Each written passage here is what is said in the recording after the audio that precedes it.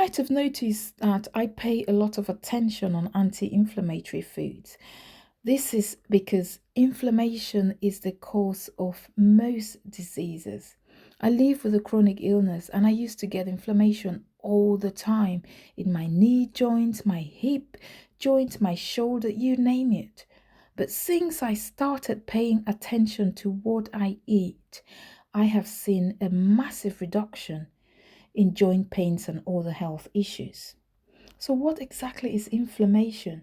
Well, inflammation is part of our body's defense mechanism, basically, our body's way of fighting against things that harm it, like injuries, infections, and toxins.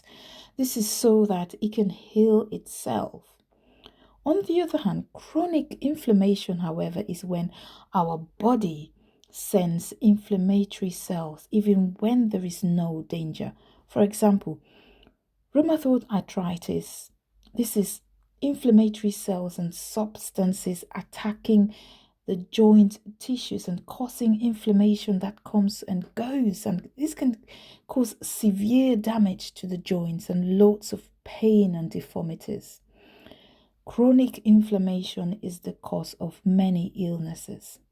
So in this video, I will be talking about some of the top anti-inflammatory foods that I eat all the time. So the first thing I want to talk about is berries. So berries are very small fruits and they contain loads of fiber, vitamins and minerals.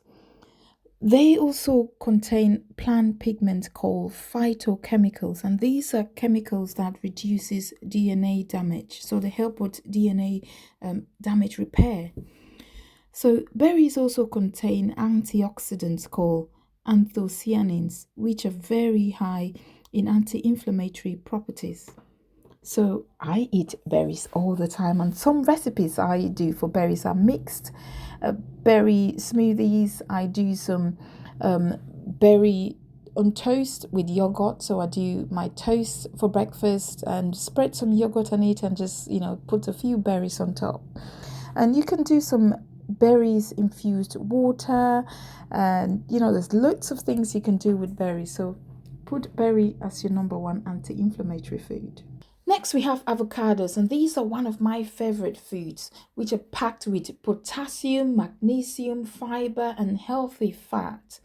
Avocados also contain carotenoids and tocopherols, which have been linked to reduce the risk of cancer.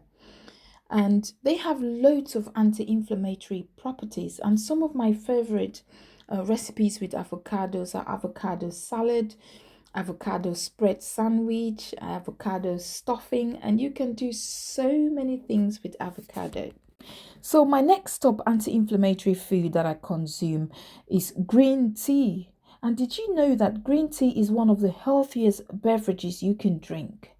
And research has found that drinking green tea regularly reduces your risk of heart disease, cancer, Alzheimer's disease, and other health complications.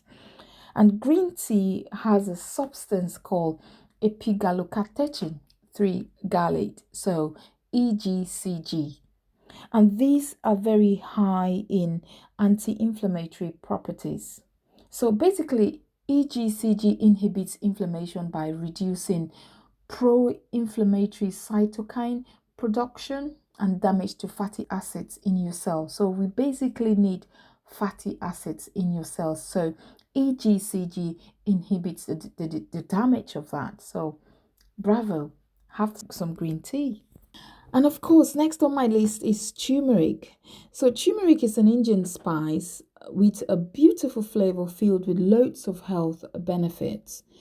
Turmeric is one of the ingredients that has had the highest research and clinically studied. Curcumin is the active ingredient for turmeric, and it contains anti-inflammatory properties, in fact, loads of them. It is important to note that turmeric is fat soluble, so it can be easily absorbed if combined with fats like coconut oil or things like pepperine. So when I'm making my turmeric drink, I do add some black pepper into it and boil it for a bit, and then add a bit of coconut oil so that your body can absorb it better. So go and have yourself some turmeric tea. So something I also eat on a regular basis is broccoli, and these are very nutritious. They are part of the cruciferous vegetable group with cauliflower, Brussels sprouts, and kale. And eating this class of vegetable reduces your risk of heart disease and cancer. And broccoli as well is rich in sulforaphane, which is an antioxidant that reduces inflammation. So I do tend to put all these class of vegetables together, sprinkle some seasoning and some coconut oil, and just roast it. It's usually a very good snack. I also do broccoli, carrots, and a mixture of vegetable. Just put them in a saucepan and just make soup with it, and those are yummy. Another food that I eat regularly for inflammation is peppers. So basically, bell peppers are very rich in vitamin C and antioxidants, and they have loads of anti-inflammatory properties. Bell peppers also provide the antioxidant called quercetin, which reduces inflammation. So, chili peppers also contain something called synapic acid and ferulic acid, which may reduce inflammation. So, I tend to use peppers a lot in my diet. For breakfast, when I'm frying some eggs, I do dice some bell peppers. It's very yummy. When I'm making my stew, I use bell peppers a lot. And when I'm making my salad, so they taste yummy. All the different colors, taste very different, and it's very rich in vitamin C. That means it helps your body absorb iron. So I always incorporate peppers in one way or the other. Also, next on my lips is a lovely fruit called grapes, which I eat always, all the time, and they contain anthocyanins, which reduces inflammation. And grapes also reduces the risk of several health issues like heart disease, diabetes, eye disorders, obesity, and you name it. And these are usually one of the best sources of something called resveratrol, which is another antioxidant compound that has many health benefits. And also, studies have shown that eating grapes can protect the heart against inflammation. So, last but not the least, of course, is dark chocolate. So, these are not only satisfying but very delicious and rich. So, dark chocolates are filled with loads of antioxidants that help reduce inflammation. So, dark chocolate also contains something called flavonols, which produces anti-inflammatory effects. And these also helps in keeping the endothelial cells that line our arteries healthy.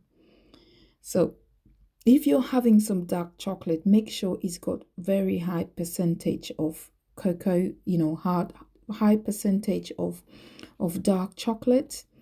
So it's not only yummy, satisfying, but at least it's giving you some health benefits. Gosh, who says chocolate wasn't good?